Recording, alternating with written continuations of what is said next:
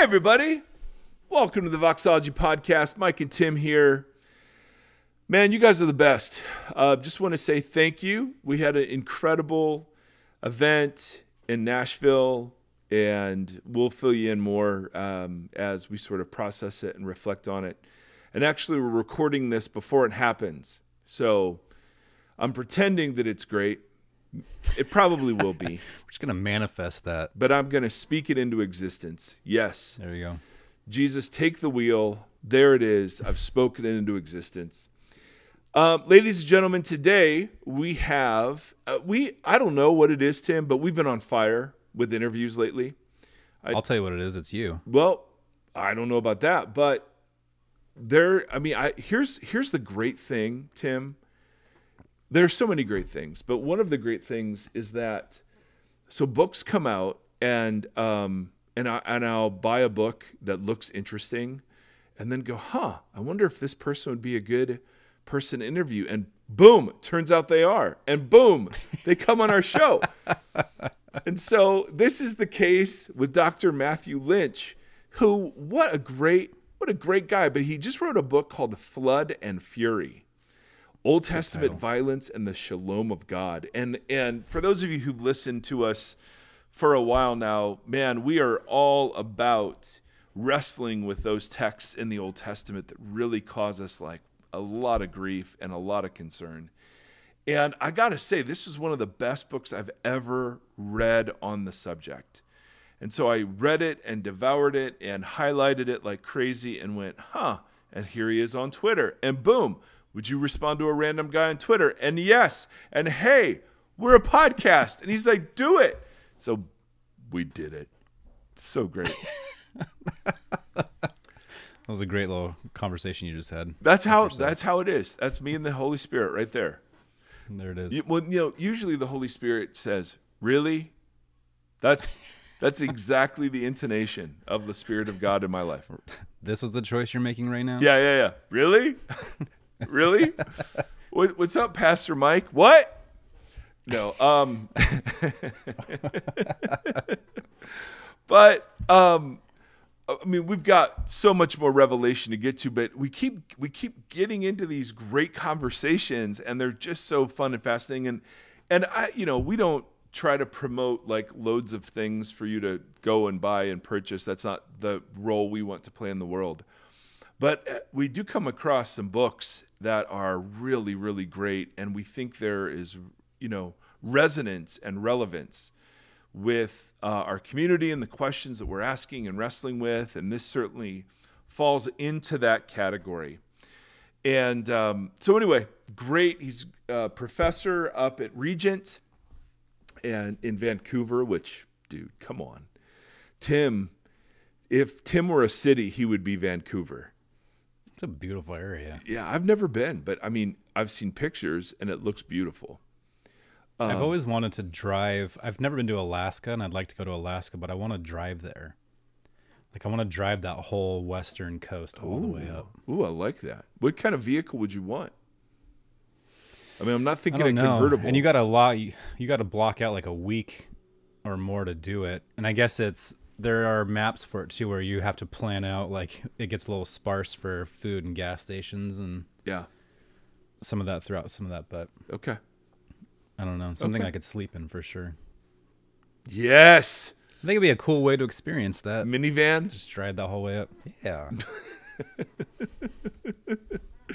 Anyway, and to Phil's Vischer's point several episodes ago, you're dressed for it already. You don't even need to. Right.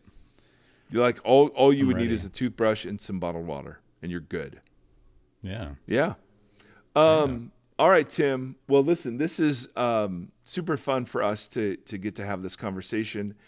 Voxology crew, we hope you enjoy it. Thank you for being so great and being a part of this. And for those of you that are supporters of ours, just thank you. Thank you that we get to do all this. And someone I think is weed whacking right outside my window. So is it called weed whacking anymore? Did we rename that? Weeding? Where did we ever come up with? I mean, does anyone else call it weed whacking? Is that a Midwest thing? What do you No, I call think that? it's a mafia thing, right? Like, Ooh, you whack them? and they go whack that guy. Yeah. Oh, that's so good. Look, dude, you were just channeling Joe Pesci right there. That was amazing. Anyway, brothers and sisters, till next time. Thanks. Speaking of violence.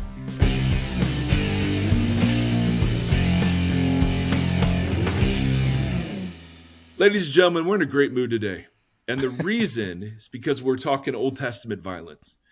It's one of those topics that we keep revisiting because it's so profoundly interesting, perplexing. We struggle with it.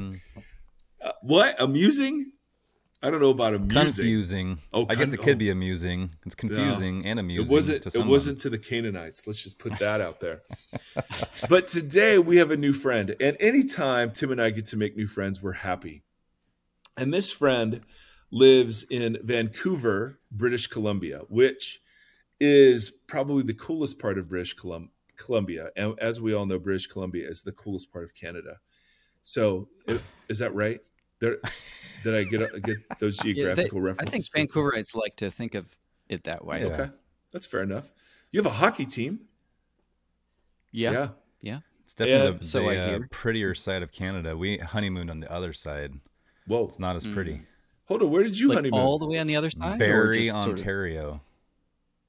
Okay. Can I ask you a question? Can I ask you a question about that, Tim? Yes, please. So I think when every little girl dreams about her wedding, and She thinks you Barrie, sit down- Ontario.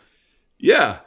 How did that get pulled off exactly? Well, we didn't have a lot of money, and so it was like we could go somewhere extravagant for like one night. Yeah. Or we could go to Barrie, Ontario for like a week. And so we chose time over destination. Okay, that's fair. Is there anything in Barrie, Ontario? A lot of farms. I mean, you could have gone to Ohio for that. We have an Ontario. We wanted to go international. Yeah, that's fair. I think so. Matt, where did you grow up? Oh, and by the way, this is Dr. Matt Lynch. He's written a book called Flood and Fury, and it's freaking awesome. It is a great book. The subtitle, and this is what sold me. I mean, Flood and Fury, great title. Also the name. I was going to name my two children that, but the subtitle, Old Testament Violence and the Shalom of God. I'm in all day long. But before we get to violence and shalom, where'd you grow up, Matt? I grew up in eastern Pennsylvania, about 15 minutes from the Delaware River. Ooh. So about an hour north of Philly, in kind of a historic area, but it was being overrun by the suburbs of Philadelphia. So it was like a small town that was being overtaken by developments as I grew up, and then eventually it was swallowed. Swallowed whole. But it has a lot of colonial era architecture still around. Pennsylvania fieldstone, they clear the fields and then build houses out of them. Oh, nice. It's a very rocky state. Yes. At least that part of Pennsylvania is. Were you? So if anyone's ever hiked the Appalachian Trail in Pennsylvania, it's like the ankle twister state. That would make So a good many license rocks. plate right there. Absolutely. Welcome to the Ankle Twister State. Where did you go for undergrad? Cairn University in Philadelphia. Boom. Keeping it close to home. Yeah. Love that. Do you still have family? Although I went my first year, actually, was at a wilderness campus they had in Wisconsin, northern Wisconsin, Cable. That's what I'm talking about. What does that like mean? the very northwest corner. What is a wilderness What's that? campus? Well, it's it had 30 students, just a sort of 1 year experience, outdoor focused. Sounds like I got amazing. credit. I got college credit for Come on. cross country Come skiing, on. skeet shooting, Good and Lord. gymnastics. Oh. Do they have I a went to the PhD wrong program? college. Yeah. Yeah, is that program still there? That's amazing. No, it folded. But no, it was a wonderful experience. sounds that amazing. sounds, Really that sounds incredible. So kind of a Yeah, gap year plus a wilderness year plus your first year of college. That's pretty awesome. Yeah. Essentially, it had the feel of a gap year experience, although you're getting credit because you're taking classes along the way. It's amazing. But yeah, we I participated in the American Birkebeiner cross country ski race, Whoa. which is the largest cross country ski race in North America. I didn't know we were getting a celebrity Norwegians here. come over and everything. Dang, that's pretty impressive. Yeah, I was in like the 40th wave that went out, but these Norwegian guys that came over for it, I mean, they were just insane. glide. The Norwegians. What's the distance on that? Well, see, the year I did it, it was a El Nino year, and That's Spanish for it. and so Spanish it wasn't for as the much Nino. snow. So it's Sorry. 35 kilometers my year, but normally it's 52. Whoa. Okay. All right. Dang. Yeah. Yeah, that's Exercise. it is exercise. Matt, after Yeah, a you little fresh air. after you graduated, what was your degree in? Biblical studies. Oh, nice. Okay. And then you went straight to Emory, or was there another stop? No, I went to, I came up to Regent College, actually, where I'm at now, for my grad school. Yeah. For master's. Was that an MA or MDiv? Yeah, I did an MA and then a THM. Okay. And then between that, spent some time in Chicago, then went on for my PhD in Atlanta. Nice. Yeah. And you've got to, I mean, please, Matt, tell us the name of your dissertation, the title of it. Oh, It's so great. You probably have to read it for me. It's like Monotheism in Okay, so Institutions was that in the name Book of it? Chronicles. Okay, let me. Yeah. Let me. Yeah, I mean, that's the main title, and it's got a subtitle like Temple, Kingship, and Priesthood in Post-Exilic Perspective. I just thought. So I thought you it just would. rolls off the I tongue. thought you would have that memorized. Yeah, I think I got it. Yeah, here it 'cause you is. just Here it read is. to me. Here it is. Yeah. Ladies and gentlemen, if you don't buy Flood and Fury, this is the book you should buy. Monotheism and Institutions in the Book of Chronicles, Temple, Priesthood, and Kingship in Post-Exilic Perspective. Yeah. Bam. You can buy that probably in your local Barnes & Noble. Yeah. Yeah. Your local Christian bookstore should have it Yeah, too. there you go. Absolutely. Right. Yeah, because they carry stuff like that. It, Right next to the Testaments. Oh, That's right. The Testaments. oh, snap. Matt, what do you? Okay, one last silly question. What do you do for fun? Like, I mean, you have kids, Yeah. so that potentially is fun. But like for you, if you Yeah. have a day, no obligations, what's happening? Let's see. Well, a few options. I have like, I play soccer, so Nice. it's just like a local pickup game. We'll Perfect. play today at 5:00. That's what I'm talking about. We'll be out there at the turf field if you're interested. Yeah. And then we put in like a rock climbing wall in our garage. Oh, nice. Wow. So I like to mess around on that. Nice. I have students over sometimes. We climb on it, and Dang. go hiking. So those are a few things I like to do. Okay. Excellent. I'm glad I asked that question. Yeah. Catch Catch up on sleep. Yes, man, always. Always. So what initially was it that caused you to wrestle with the big topic of Old Testament violence? Was there a moment, or do you remember a story when you were a kid, or when did that first sort of pique your interest? Yeah, it definitely did not hit me when I was a kid. And Totally. probably for a lot of people who grow up with the Bible as their kind of culture, Yeah. that they just know, you're not going to necessarily ask those fundamental questions unless you're of a certain disposition. Some people just have that, and they question everything about their own environment. And I wasn't really that way. I had a pretty stable environment, and so I think it was partly, I mean, there were a combination of factors. Like as I started studying the Bible academically in college, some of those questions came up, and then my first day in grad school was 9/11 in wow. 2001, Wow, and wow, so wow. I think like those big cultural, political events, geopolitical events can form the backdrop to your experience. And so for those of us who were going through grad school together, that was the 9/11 and its aftermath were the background noise of our academic theological study. Yeah. And so a lot of questions about violence, and then the Iraq invasion, 2003. Yep. Was a big piece of the sort of atrium conversation here at Regent. So, and then I was, so that definitely prompted me to wrestle with it. I'd never had professors who were pacifists, and I did at Regent. Not all of them were by any means, but a few were.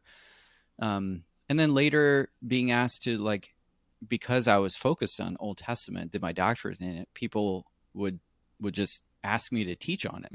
And I was like, oh, I better sort of think through this a bit more systematically. Yeah. And I can remember doing a Bible study or an adult Bible study when I was in Atlanta doing my doctorate, and someone asked me just to fill in, and they said, oh, the topic I want you to speak on is genocide in Joshua. So that was during my doctorate that I first started maybe deliberately taking notes on that subject, thinking through how would I then teach this, not just how am I thinking about it, but how to put things together a bit. And so it had always sort of been going in the background, and teaching on it just comes up in student questions. Oh yeah. So not like one event per se. I mean, maybe you could point to 9/11 being something that sort of made it unignorable. Yeah. If that's a word. Oh yeah. But that, yeah, for sure. Those were some of the pieces. No, that totally makes sense. And how some of that language was hijacked in the rhetoric leading up to the war. Yeah, absolutely. Yeah, very much so. Pardon me, man. I've got to quit vaping. I've told Tim's holding me accountable. I've got to stop it. It's not working though. It's not working. It's still there. When you began to kind of wrestle with the text, what were some of the unsatisfying ways you saw the issues of Old Testament violence addressed? I know you outlined different approaches in the book, but what were some of the things you encountered initially that you were suspicious of? Yeah, that's a good question. Part of what I found unsatisfying was approaches that were coming at the question more from an apologetics angle. Excuse me. Yeah. So when people are looking at, whether it be violence in Joshua or imprecatory Psalms or flood story, whatever it might be, and starting out with a question of how do we respond to critics, or skeptics. Yeah. And so it's often whether it be the new atheists or, your unbelieving friend or something like that. I think those are often posited as the people that you need to engage with and have responses to. So I found that those approaches, by starting with that question and that audience in mind, often set studies off on the wrong foot. Yeah. Yep. And sort of didn't allow for the kind of to and fro that you need with the Bible to really delve into some of those harder questions. Yeah, that's so good. And then on the other side, there are some approaches, I found Greg Boyd's stuff helpful on the one hand, but on the other hand, I think there's a kind of resolving all tensions dynamic in his work. And that can happen on either side, right? So he kind of gets rid of the presence of violence in the Bible completely, making it go away. Right. Exactly. And then on the other hand, there are people who resolve all tensions by saying, well, if you took sin seriously enough, it wouldn't be such a big deal for you, right? If you knew how much this offends God's honor, holiness, and so on, then that should humble you to realize, who are you to ask those questions of God and God's ways of dealing with the world. And the problem with that approach, I think, is that it doesn't always attend to, well, what is the text actually saying in the first place? What are the how do we reckon with the sheer diversity and complexity and nuance of the biblical text in that discussion? I always felt like there was sometimes a flat reading of the Bible. So and there are other approaches per se that I've found unhelpful and helpful or limited. But the temptation to either dismiss it entirely, or to punt to mystery, well, we'll never know, or and those were all the stages I went through. I mean, I came into these questions. One of the first books I bought as an undergrad was a book called Show Them No Mercy, 4 views on, and I don't remember what the 4 views were. Yeah, the Canaanite genocide. Yeah, the Canaanite genocide. Yeah. But that was like, and the only reason I was reading that was for the apologetic value of being, able to have a good answer. And then you get into the text and realize, oh, it's better and worse than any of those sort of approaches sort of captured. So the first part of the book, you are wrestling with the question of the flood, and point out beautifully that how we learn that story as kids in the flannel graph isn't quite exactly the way it's depicted. What were some of the surprising twists that, I mean, I interviewing regarding a book, I want to give enough content so that people are interested, but I don't want to give everything because then they don't have to read the book. And so I'm kind of like, hey, tell us what, because you've got some really interesting stuff on the flood. What were a couple of things that surprised you as you kind of dove into the narrative that aren't normally appreciated in sort of popular level conversation? Yeah, I'll mention 2 things. Well, the first one, I actually want to go back to the kids' flannel graph thing for a moment. And I think what's interesting about reading Genesis over and over, reading the flood story and studying it deeply, is that I think there is a point at which you actually have to go back to the flannel graph and say, there's something to this reading of the story. And what I mean is, the problem with the flannel graph is that it doesn't give you space to grapple with the sheer violence of God drowning 99.999% of all creatures, right? Depending on your flannel graph, of course. I don't want to miss all flannel graph. Throw it all under the bus, under the boat. Nice. So, under the boat. but on the other hand, I do think that the point of the story in Genesis is not the violence. That's not the sort of message of that story that the authors want us to walk away with. And the image of all the animals preserved in the ark that you get on the flannel graph is the image, I think, the enduring image that I think the story wants us to have if, properly contextualized. So there's a truth to that image. And I think that's a clue to what the story is doing. And then it's a matter of, well, how does it get there? How does it get to that sort of happy conclusion? And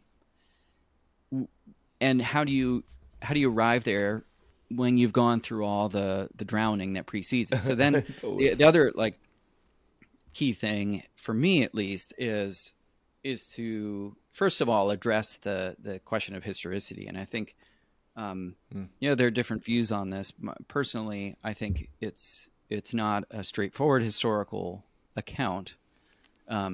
I think it's grounded in regional flooding events, so there's a sort of historical backdrop to it. But it's engaging cultural stories that are floating around, so to speak. And the question wasn't whether you're going to tell the flood story, but how you're going to tell it. And so Israel tells it through a monotheistic framework. And one of the problems of monotheism in telling the flood story is that you can't have a protagonist God and an antagonist God. One who tells Noah there's a flood coming, you better build a boat, get in it and save the animals. And then another bad one sending the flood. But in a monotheistic framework, it's got to work with one God. And so how do you communicate the truth of who God is through this story, which is a wonderful cultural challenge for the ancient Israelites? And I think what the writers do, and it's very creative and insightful, is they say that the antagonist is violence. And so in the lead up to the flood, there's this moment where God looks at the earth And it says, and it's playing off of Genesis 1:31, where God looks at the earth and behold, it was very good. In Genesis 6, then God looks at the earth and behold, it was ruined because violence had filled the earth. Yes. And so God is looking at a world destroyed by the antagonist violence. And so in that story, that retelling of that known cultural story, God is more or less the protagonist who tells Noah to get in the ark, to build the ark, to preserve life, and so on. Now, there's a footnote there, though. You still have to deal with the fact that God also says, therefore I will destroy the earth. Okay, so what do you do with that tension, right? God looks at the earth, it's ruined, and so he's going to ruin the earth. Well, an analogy I use is a potter who is spinning clay on the wheel. And if you've ever spun clay to try to make a pot and then fire it in a kiln, you know that like if you look down and that clay is flapping all over the place, it's got holes in it, air bubbles, everything. What do you have to do? You have to return it back to useful formlessness. And so you can look at the pot spinning on the wheel, flapping with air bubbles and holes, and say, behold, it's ruined. And so what are you going to do? You're going to ruin what you're doing as a creative move back toward reforming that. And I think that's how Genesis wants us to understand God's ruining the earth. Now, that doesn't resolve all the tensions in the story, but I do think it's important to kind of think through how the story is wanting us to hear this popular cultural story. Yeah. And then it wants us to walk away and say, what does that tell us about who God is? Right? And the takeaway is God as the preserver of life, back to that flannel graph image, right? And not the idea that God is fundamentally a destroyer. Yeah, that's the surprise. The surprise wouldn't have been that God would judge that way. The surprise would have been that God preserves. Yeah. And one of the interesting things, and I really need to wrestle with this more because I've always understood Genesis 1, that watery chaos, to be not neutral. I've always understood that watery chaos in Genesis 1:2 to be antagonistic in some way, needing to be subdued. And one of the big arguments you open the book with is that there was no violence at all in the Genesis account, unlike any other ancient Near Eastern account where the universe was always birthed out of violence. A huge point for you is that violence was nowhere in that story, and that's the corrupter that leads to the flood.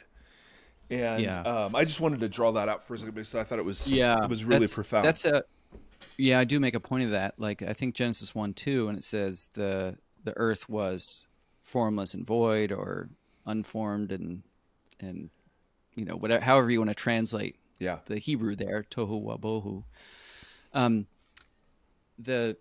I think it's describing a not yet state. I don't think it's describing anything in hostility to God. God doesn't need to sort of wrestle that water into submission or anything like that. And it's analogous actually to the second creation story, where it begins in the garden. So sort of like retells the creation story in a new key. And it says that, this is before crops had grown, and a watery mist would come up, or watery stream would come up from the ground and water the earth. This is before there was any human to work the ground. So what it's doing is it's saying that this is a not yet state. Then God does something. And it's similar in Genesis 1:2. It's describing this not yet state. It's not yet formed. It's not yet filled. But it's not hostile to God. Yeah. And so when we translate it as chaos, then we might think that it's somehow violent chaos that needs to be beaten into submission. Right. And Greg Boyd is a real advocate of that approach. Right. Of the sort of primordial violence. And I think that what that does is it sort of ontologizes violence. It's part of the DNA of creation that's always there and has to always be brought into submission. Right. And I don't think Genesis 1 portrays things that way. The violence was an ingredient in the original mix of things. Yeah. That makes sense. Yeah, and one of the things that you do a great job of is showing how violence against women is the almost paradigm illustration of the corruption of violence in the world. I mean, the corruptive influence of violence in the world. And so I thought that was really, not that you need me to think anything about your work, but I thought it was great. And there's this hangover that I don't think is appreciated after the flood story, because we meet the Nephilim, and in Genesis 6, and the flood story is in some way a response to some of that. But then we get into Canaan and later conquest narratives, and there they are. Yeah, they clung on to the outside of the boat. Right. So let's just, could you talk briefly? I mean, clearly We didn't have those flannel graphs. the Nephilim. That's what I'm saying. Depending on your flannel graph. Yeah, we need to make a new one. Biblically. Well, the Brick Testament. Have you ever seen that? Yes. Oh, yes. The Lego. They're very graphic. That's funny. Yet Lego depictions of biblical stories, and they tend to feature the gore. What's it called? The Brick Testament? Yeah. All right. Yeah. Yeah, Tim's all in. I'm in. Yeah, I don't know if they put Nephilim on the outside of the ark, though. I wouldn't be too late. surprised if they do something like that. But yeah, so there's this interesting connection between the two biggest violence pictures of the Old Testament, the flood and the Canaanite conquest. And here are the Nephilim in both. I'd love for you to explore a little bit about that connection.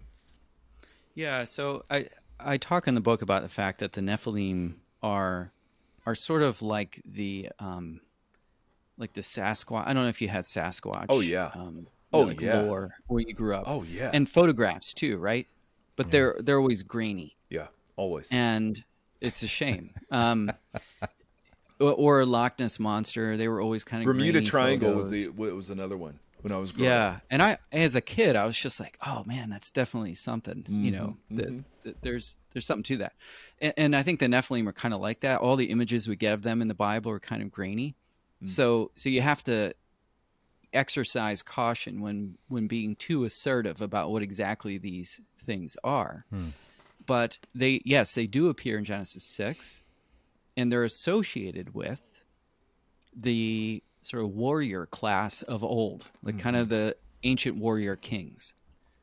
And so Genesis 6 wants us to make a mental association between powerful warrior kings who found great cities and these fallen divine beings who rape human women.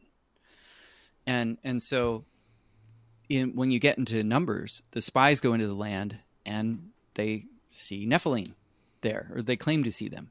They talk about giants and how we were grasshoppers to them. Yeah. And dude, they're grapes. Huge grapes. Yeah. Huge grapes. And in fact, there's a little fun detail in the book of Joshua. They go one of the towns where these giants are found is a town called Anab, which is the Hebrew term for grape. Like in Grape Town, there are giants. That's funny. And funny. So the spies encounter these giants in the land. And then there's an interesting summary in Joshua where Joshua is summarizing the conquest in chapter 11 and then talks about how Joshua went up to the hill country and took out the Anakim. And the Anakim are offspring of the Nephilim. So just imagine like a family tree with a Nephilim at the top and then branches coming off of that with the Anakim and the Zamzumim and the Emim and the Rephaim. And there are all these other groups that appear periodically in the Old Testament that are associated with giants, but not just giants. They're associated with royal kind of warrior figures and with, here it gets even stranger, the deified dead. Nice. So Tim is all in. Just for if you're not watching this, Tim Stafford, who loves Halloween, is all in on all of this. Yeah. He's got a new Halloween costume. Sorry to interrupt you. Well, I mean, maybe your 23andMe would show some. I have no doubt. I have no doubt Tim's got some Nephilim in there. That's right. Yeah. Look at that beard. Have you ever looked into that? No, but I'm down. I'm going to start right after this. Yeah. I love pro wrestling too, so I feel like they must all be direct descendants. Andre the Giant's got to be there's a correlation. Absolutely. So anyway, John, and part of what I was saying in the book is that one of the angles on thinking about violence is that Joshua depicts the opponents that Israel defeats and whose kingdoms they dismantle as the offspring of these Nephilim characters. And the point is not just, whoa, they beat giants. Yeah. It's more specific than that. It's that they're systematically dismantling the sorts of walled city kingdoms that are associated with the great warriors of old, who thought of themselves as demigods. And so whatever you do with the precise history of these creatures, right? Like, I don't think we have enough data to figure it out. So I'm happy to just leave some of that in suspension. Yeah. And not try to resolve it. But I think we are meant to think in terms of kings who thought of themselves as larger than life, more powerful than anyone. And those are the sort of prime targets of the conquest. Israel is not depicted as going around and destroying small village communities. It's always the walled cities and their kings. And so there's a defeat, not just of Canaan, but of the Canaanite kind of kingdom. Yeah. And I talk in the book about how those walled cities in Canaan historically at this time in the late Bronze period were controlled more or less by Egypt. And so these are not only powerful kings, but they're Egyptian-backed powerful kings. And so the conquest is a kind of Exodus Part 2. They're coming out from under the power of Egypt because Egypt's power is still all over the place in Canaan. So it's easy for us to sort of, on a read of Joshua, just imagine, like, okay, they've left Egypt. That's far behind. Yeah. Now they're going into a completely different place where you've got these like peace-loving Canaanites. Yeah, granted, they're maybe wicked, but they don't deserve genocide, right? Right. And certainly they don't. But I think Joshua, read historically, can be seen as a kind of second part of the Exodus, and that's important. And their prime targets being these kings of Canaan who are backed and funded and militarized by Egypt. So I think that's why some Canaanites joined the Israelites as well. Is there are others who wanted to come out from under this power. Yeah. And we're keen to do so. Now, we don't get a picture of droves of Canaanites joining, so there's still issues, but yeah, I think that's important. And you spent some time dealing with the Harem, if I'm pronouncing it correctly, commands to devote everything. And one of the things that was kind of beautiful was how you were showing how later biblical writers never understood those to be commanding genocide, but rather they were warring against idolatry or the temptation to idolatry. Could you explore the kind of the wipe them out commands through that lens? Sure. Yeah, I think there are two layers at which you have, three layers at which you have to deal with the question of Harem. So that's, if you want to get get the guttural Harem accent on the first syllable. So there are kind of two layers at which you have to deal with that. Let me just turn on the power for my computer. Nice. Okay. We have the power. Yeah. I don't know why my computer's not charging. It's all right. Tim Stafford was out of internet for 6 there we go. days. Okay, Hopefully it holds up. My charger is sort of weird. That's all right. If we lose you, it'll either be the rapture or electricity. I've been haremed. Well, I mean, that's the other option. Yeah. So there are 3 layers at which you have to deal with. I won't get into all of them in depth, but basically, like, first of all, you have to go back to the command of Deuteronomy and say, what is it in the first place? And there's real interesting complexity there that I won't get into, but it's very important, actually. Then there's the problematic enactment of the Harem in Joshua, devoting everyone in a town to destruction. But then that third part is the part you're mentioning there, with how biblical authors, later biblical authors, appropriated that law for their context. So it's sort of like the application question. How do we apply harem to our daily lives, right? The question we all ask each morning. Yes. So it's clear that even by the end of Joshua, that law is being, you could almost say, spiritualized. There, there's a surprising moment at the end of Joshua where Joshua says to the Israelites, okay, everyone, put away the gods that are among you. And as a reader, you're like, whoa, wait a second. I thought that's why they're going in to wipe out the Canaanites, is because they're idolatrous and sinful and all this stuff. They're in the midst of Israel. Now, if they were to take a literal reading of Deuteronomy, they would have to stone to death each family that possesses idols, or each town that has them, and or who followed after them. So Joshua just says, put them away, get rid of them.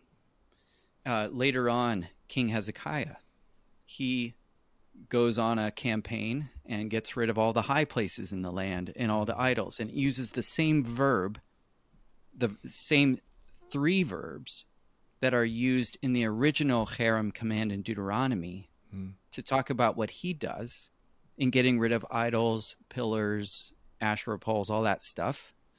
But it doesn't show him enacting it by killing Canaanites. Same thing with Josiah later on. Uses the same language of the harem command to describe what he does, but he doesn't go hunting for Canaanites. And even fast forward to Ezra and Nehemiah, it's its own sort of ethical problem. But what the Israelites do in the post-exilic period is they separate themselves from foreign women, which is another aspect of harem command. So it's clear from the Old Testament that by the end of Joshua and post-Joshua, they're interpreting the harem command, the destroy them, show them no mercy command, spiritually in reference to removing idols and avoiding intermarriage with non-Israelites who would lead them into idolatry. So good. So the command to destroy was later understood the command to destroy the Canaanite idols rather than the command to destroy the Canaanites themselves. Yeah, even though Israel recognized that some of the remnant Canaanites were still in their community. Right, exactly. Yeah. That's a very subtle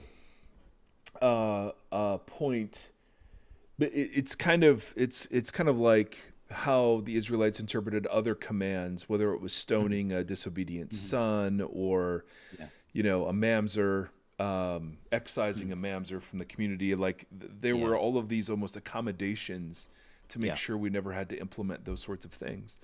Are you somebody, and this is kind of a little off the topic, are you somebody that sees Old Testament law as examples of wisdom rather than codifications of, penal code or something? Yeah, legislative code. Yeah.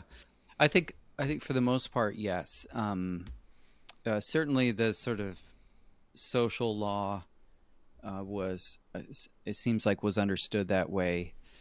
I've wondered about the degree to which Israel would have thought that way about the laws of purification and sacrifice. I know there's definitely flexibility in all this system, and so as a broad answer, yes. Like the law is is a list that's authoritative, but authoritative in the sense that a good judge should study these laws, know them deeply, and on the basis of them make wise decisions specific to their context, right?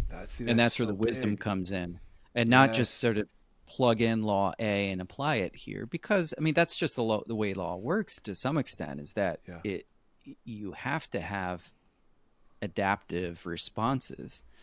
But even in situations that are identical to the one outlined in the law, I think there's still a recognition of the need for wisdom on the ground. And so it's not legislative in the modern sense of the term. And I think the Old Testament is actually designed to teach us to think that way. I mean, like the entire book of Ruth in some ways is a meditation on the law through the story of this woman, Ruth, who's a Moabite. And like, how do you think Torah-like thoughts with regard to this woman, Ruth? And so according to Deuteronomy 23, she should be, if you just take a legislative approach, excluded from the community. No way, no possibility. And I don't think the story is a sort of subversive answer to Deuteronomy 23, because I don't think they thought that way about law in the first place. So there, and same with Joshua too. Rahab, what do you do with this Canaanite woman? Do you show her no mercy? Who is more Yahwistic than any Israelite? Right. So you do a good job with that.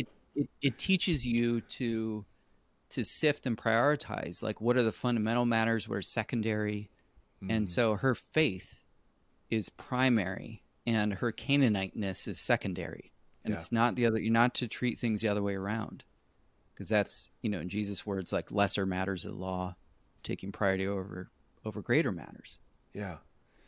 When you are talking about approaching the Old Testament in general, what are, because I think, I certainly know our church is full of people who have been exposed to the Old Testament, draw the conclusion that it is not at all like Jesus, and then we're done with the Old Testament. What are ways in which you can read the Old Testament without losing your faith? You know what I mean? Like when you are with undergrads, if you teach undergraduate, how do you kind of model an approach to the Hebrew text that allows for exploration rather than just, oh my goodness, this is awful, and we flee? Great question. I think a bunch of it has to do with like our posture to the Old Testament, and then some of it has to do with the content. So in terms of posture, I think it's important to recognize that the Jesus that we love and want to see as a foil, maybe, for the Old Testament was immersed in and deeply formed by the Old Testament. It was his formative curriculum, his educational environment. So then we can ask ourselves the question, how is it that these texts so formed and shaped the person of Jesus that he lived and taught as he did? And so we have to take seriously the Hebrew Bible, Israel's scriptures, as Jesus' own curriculum. And so there's that sort of starting point. Now that won't help you in all the details of the Old Testament, but it can sort of help orient you to the whole task, right? So then you go back and say, well, how might that be so here, right? And so the other thing I would say is that the complexities, challenges, the problems are things the Old Testament itself recognizes and wants us to even puts them front and center to deal with and to think through. Like, I love the Walter Moberly talks about how Genesis 4, Cain and Abel, it puts front and center the problem of apparent divine favoritism. Why does God prefer Abel's offering over Cain's? Now, there's some like hints in the text, but it's really not clear. But instead, what's clear is like the need to to grapple with your response to the fact that God's going to seem like he's showing favoritism. And that's going to be part of the faith journey. And when Abraham and Sarah come into the land, right away they're hit with a famine. And so they've got like this promise, and then they're exiled to Egypt right away. And so like the apparent failure of promises from God. So the Old Testament anticipates the kinds of faith dilemmas we're going to have, and then wants to walk with us through those in a way that's not simplistic and non-reductive. Yeah. And so it also gives us a voice in the relationship with God. And so the whole lament tradition and protest tradition in the Old Testament shows us that these challenges we face in faith with other people, with God, are things that we can give voice to. The Bible actually, God has inspired texts and given them to us to protest against him, which is remarkable. So those are a couple of things that I think are really important in terms of posture, and then, thinking about what the Old Testament does. So, yeah. Tim, what are you thinking? You're awfully quiet. You just asked my question. I have it written down here. Oh, nice. Great minds. Absolutely. Because I think that there's, it's disturbing beyond, I think, what some of us recognize, at least what I recognize, when we open the possibility that the flood wasn't exactly as it was described. And then you're left with, well, how do we know what it was like then? And can we trust those sorts of things? And you talk about the difference between a truth claim and a truth value. Is that right? Yeah. Yeah. I thought that was super helpful. You want to speak to that for a moment? Sure. I mean, I that was something I learned from one of my professors, Phil Long, who wrote about that in his book, The Art of Biblical History. And basically, when you're thinking about ancient texts and scripture and what value we assign to its truth claims, like it can be helpful to recognize that there might be a distinction between, or there's a necessary discernment when it comes to thinking about what are the truth claims of this text. Before you jump to say what's the truth value of the text. In other words, like, does this hold up or not? So if you start out reading Genesis 1 and assume that the primary truth claims of that text are about, biology or science or history or whatever, you're going to maybe be on the wrong path when it comes to assessing the truth value of that text. Yeah. Right. So you first have to get at the literary, rhetorical truth claim, theological truth claims of the text before you assess their value. That's good. And sometimes we're assessing the value of the wrong claims. Now, I recognize that, like, discerning the text's own claims is an interpretive move, right? So there's no handbook given to us by God for figuring all that out. But I think we can trust in God's goodness that He's given us a text that's sufficiently clear on the things it needs to be clear about, and then hold some other things lightly. And part of the task in discerning faith is knowing what's central and what's peripheral. And I think in terms of the text truth claims, before we jump to evaluate or set everything on the same level and assume that it's, every single claim the Bible makes is of equal weight in terms of whether this is a credible faith or not. Yeah. Dang, that'll preach. Matt, how do people best find you online or access your work? Obviously, we're going to recommend the book, but I know you're on Twitter. You just go to ChatGPT and look and type in Flood and who is Matt Lynch, Old Testament, Regent College, and it'll give you a little biography. Nice. So that's probably the best way to find me. Nice. Yeah, I'm on Twitter. I'm on email. I'm on email. I'm on How's MySpace. your AOL? No, not really. Yeah, I was gonna say, how's your AOL account?